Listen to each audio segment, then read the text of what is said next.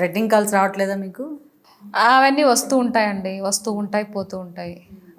వాటికి నేను భయపడే రకాన్ని కాదులే. కానీ ఎండ్ ఆఫ్ ది డే మనిషికి పోయేది ప్రాణమేనండి, అవునా కదా? ప్రాణం తీసేస్తారు, అది ఏ విధంగా తీస్తారనేది తెలీదు కదా. దాని గురించి ఎందుకు, ఏదో ఒక రోజు పోవాలి కదా.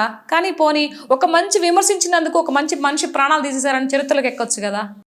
నేను అలాగే అనుకుంటాను, ఏం పర్వాలేదు. ఈరోజు వైఎస్ఆర్సీపీ 11 సీట్లకి పరిమితం అవ్వడానికి కారణం, ఇంకా నెక్స్ట్ ఎలక్షన్లు కూడా 8 సీట్లు రావడానికి కూడా కారణం. గుర్తుపెట్టుకోండి, 8 సీట్లను ఎందుకు అంటున్నానంటే జరగబోయేది ఇదే.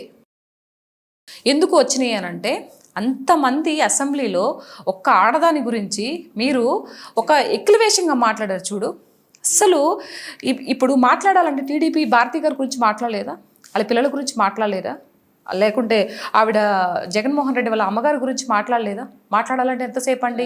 నిజాలు వాస్తవాలు ఏం ఉన్నా లేకపోయినప్పటికీ మాట్లాడాలంటే ఎంతసేపు? ఇప్పుడు మీ వాళ్ళ చేత మమ్మల్ని మాట్లాడిస్తున్నారు కదా, లంజాలు అమ్మిడి అని మాట్లాడిస్తున్నారు కదా, మేము తిరిగి మాట్లాడాలంటే ఎంతసేపు? రెస్పెక్ట్, లేడీస్కి రెస్పెక్ట్ అనమాట.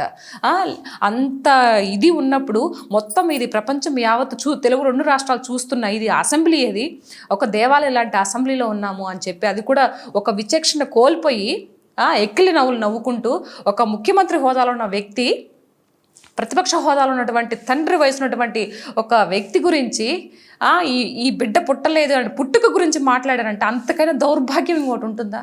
నిజంగా అండి, ఆ రోజు నాకు చాలా ఏడుపు వచ్చింది. ఆయన కూడా ఏడ్చాడు, అరగంట సేపు ఏడ్చాడు. అంత నీచంగా మాట్లాడతారు, అంత నీచంగా చూస్తారు. ఆఫ్టర్ ఆల్ రాజకీయం కోసం అలా చేసి ఆవిడ పాలిటిక్స్లోకి వాళ్ళ వాయిస్ పెంచారు ఆవిడకి. ఎప్పుడు బయటికి రాని ఆవిడ కూడా చక్కగా మాట్లాడి ఈరోజు బయటకు వచ్చి చక్కగా మాట్లాడడం నేర్చుకుంది. ఈరోజు జబర్దస్త్గా మాట్లాడుతుంది. ఆ విధంగా అప్పుడు వచ్చిన కోపం అండి నాకు. రాజకీయాలు రాజకీయ పరంగా చేయాలి తప్పితే ఇంట్లో లేడీస్ని తీసుకొని వచ్చి ఒక వల్గర్ లాంగ్వేజ్ని పరిచయం చేసి ఇప్పుడు ఉండే వాళ్ళని కూడా ఆ విధంగా ఒక టెర్రరిస్ట్ లాగా తయారు చేస్తున్నారు వీళ్ళు వైఎస్ఆర్సీపీ వాళ్ళు. సో భగవంతుడు అనేవాడు ఉంటే ఎప్పుడు ఆయన గుర్రం మీద వస్తాడంట, ఎవరు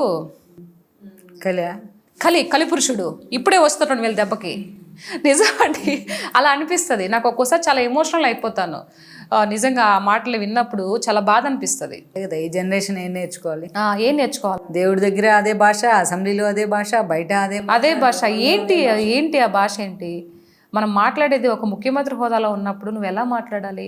నువ్వు ఆ మాట మాట్లాడినందుకు ఆ రోజు రోజా, ఈ జగన్మోహన్ రెడ్డి వీళ్ళంతా నవ్వుతూ ఉన్నారు. నెక్స్ట్ జగన్మోహన్ రెడ్డి గెలవడండి, ఈ పాయింట్ నోట్ చేసుకోండి. నిజం చెప్తున్నా. ఈ వీడియో మీకు నచ్చినట్లయితే please share, like and subscribe R24 Telugu.